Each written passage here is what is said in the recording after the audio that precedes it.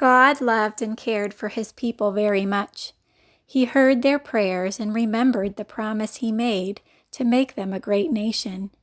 He did mighty miracles to lead them out of the land of Egypt, and then opened the Red Sea so they could walk through on dry ground. Now God was keeping his promise to lead them to a wonderful land their own. They were to follow a cloud by day, and God protected them with a pillar of fire at night. Soon God led them through a great desert, a hot, dry, sandy place.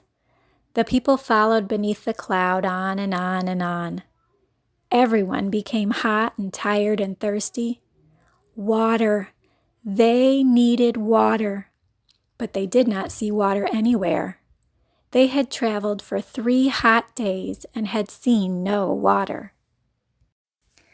When they finally spotted water, they rushed toward it.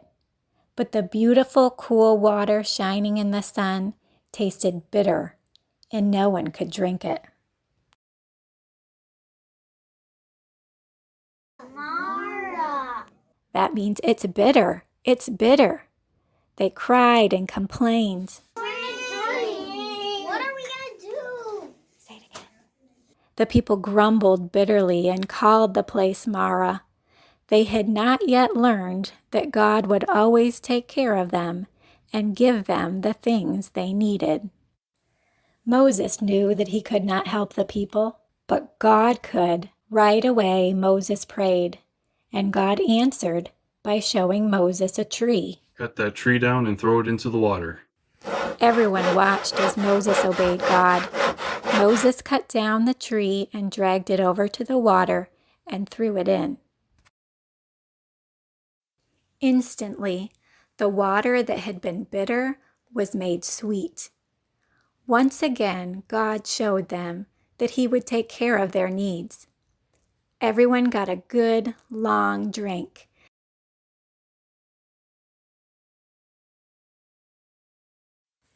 After enjoying all the water they wanted, the people traveled on until the cloud stopped again. This time it stopped at a lovely green spot in the desert, where there were 12 springs of sparkling water and 70 beautiful palm trees. God was taking care of them and giving them a beautiful place to rest and all the water they needed.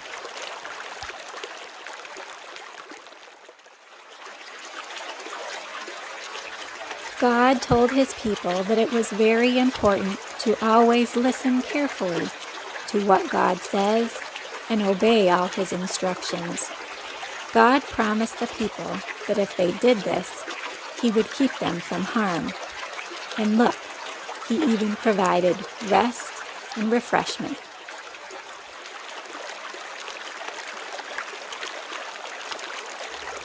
Isn't it amazing how they went for days with no water?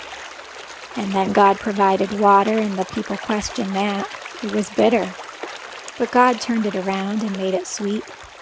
And then even after that, he provided them rest at this beautiful place with 12 springs of water. Sometimes he provides above and beyond, even more than we can ask or imagine.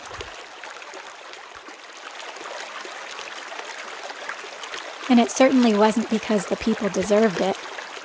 We don't deserve it either. But it's because we have a good, loving God, and he promises to take care of us because we're his children.